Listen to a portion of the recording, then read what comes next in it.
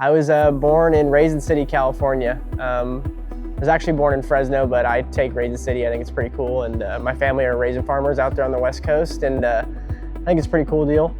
There's not very many people. There's a lot of race car drivers from the area. I mean, Roth Motorsports is right down the street. Charlton Motorsports is right down the way. Selzy's is pretty close, but out in Raisin City, we are the only race shop. Most people don't even know what race cars are out there, so it's pretty cool.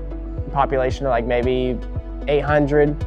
It's a very small town. My brother lives in town. We own the raisin farm inside the town. There's like one little piece that we own, so we're pretty partial to it. My parents live about a mile from there, and that's where I stay when I'm out west. It's kind of a different upbringing than like I think most race car drivers is. Like I grew up hunting and fishing and never really drove Nolling cars, and then Andy just called me one day. We were talking about running some races at Eldora and stuff just because I thought it was cool, and he just called me one day and said, hey, I have a seat for you, so you could go to Terre Haute, and that was my first night, and it kind of just been a Cinderella story since then. Had lots of ups and lots of downs, and I guess like Justin Grant said the other day, you'd rather have up and down than be just down, so still to this day, when I go out home, mountain tires, and it's not like mountain tires on a race car. It's 42-inch tires, and they're heavy. You need forklifts to move around, and shaking raisins, and just working on tractors and stuff. I've become pretty mechanically inclined with that kind of stuff. Moles family at whole is huge in the raisin industry at home, and then something I'm proud to be a part of.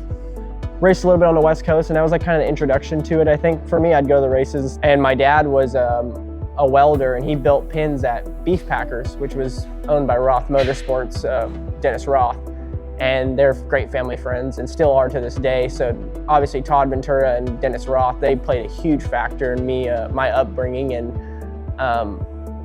Dennis actually gave me and my brother our first ever sprint cars, gave us each a roller and said, you guys go have fun and see how you do. And it kind of played back. Actually, my first 410 win ever was in the 83 car, which is pretty cool. And so I would say that was probably my introduction. I raced micros and stuff a little bit, but I wasn't really any good. I only cared about, like, I would go racing, and then I was more worried about jumping the fence at the golf course and going fishing afterwards, like, if I'm being honest. So I don't think I think I was, had the skill there to do it. I just don't think mentally I cared about it enough to really excel. So I took a few years off and went fishing and did the whole 9 yards, and come back to it a few years later just to help out one of my friends, and he was like, hey, you should probably you should see if you could drive one of these things one time again. I'm like, dude, I'm 17, like 18, like these kids are 15 years old getting in midgets and stuff, like my career is over, like. And one night he's like, well, I'll get you a car or whatever. We got a car put together, we went out. We started in the back. I went like 21st to 7th or something, like it wasn't nothing special. And he was like, I think you could do this, like if you just try it. And so that was kind of the start of evolving of myself. I think I was 17 or 18 and had a kind of a rough year that first year, just getting up back in the swing. I think I won like 6 races. The next year I think I won 10. And then the year after that is when my outbreak year was I started running for Matt Wood in the midget, and I won 49 micro races that year, and raced a lot and had a ton of fun with those guys. And that was kind of the opening of my career. It is different. I spend most of my time hunting nowadays.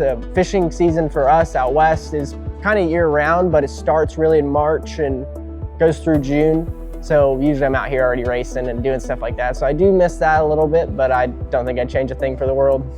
The Houston deal, I knew our car was good. We had been really, really fast just up until then. Like we were at Terre Haute, which should have probably won that night, but I'd never been on a half mile in my life, and we're sitting there and Leary's wheel cover falls off. I was checked out and the yellow comes out, and we're getting ready to take the green, and I'm like, I have no idea how to restart a race on a half mile.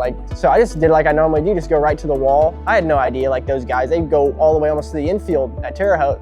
If I'd had one more night under my belt at Terre Haute, I'd have been fine, but I had no idea what to do. Spun the wheels, got slid by Leary, and then got slid by CV, and ended up getting back by CV, I think. I don't even remember, that was so long ago.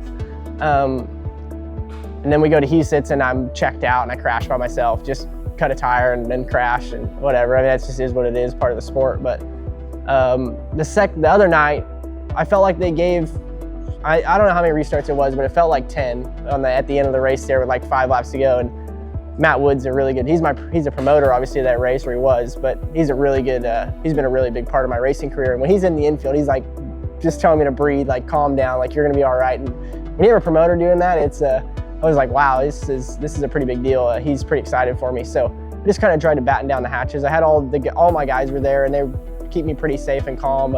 Shane Golobic obviously is a huge part of my career too. He was in the infield that night, and he just kept telling me you're doing a good job. But no matter how many times someone's telling you you're doing a good job, is when you're on your probably 5th restart and they're getting a shot every time, they're learning, you're not learning anything, you know what I mean? You're just gonna try and protect, and they're learning what the car's doing, what the track's doing, and you're just trying to not make a mistake. So once that one was finally over with, I was happy to see it, and that was a pretty big turning point, probably the biggest turning point in my career to this point.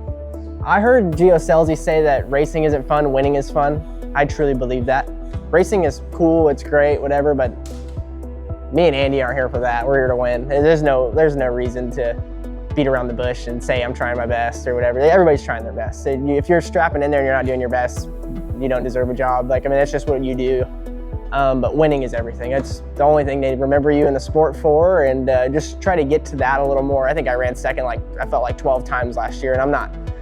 It's great to have success and be up front, but at the end of the day, you got to figure out how to get that extra spot. I mean, that's just how the racing sport world works, and I've been fortunate enough to be around some really good people with some really good equipment, and just got to tune up. Like I said, when you get thrown to the wolves, like I kind of did with the USAC deal, you can't complain about it because there's a bunch of people that would love to have your job. You just got to figure out how to make it happen and win stuff. Because a lot of these guys, you look back at their beginning of their career, first 5 years really.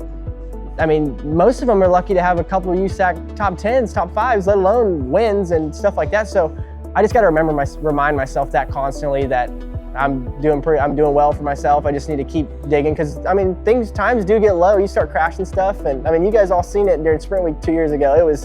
I was beat down about as physically and mentally about as bad as you could ever get. So I feel like if I could overcome that and just keep digging, that's the biggest thing. It's just stay up on the wheel, just don't give up, because if you give up, it's over. You ain't never gonna have a shot. If you start feeling like you're gonna get beat, wrap it up, just load it back up in the trailer and go home, because you're not gonna win if you feel like you're gonna get beat.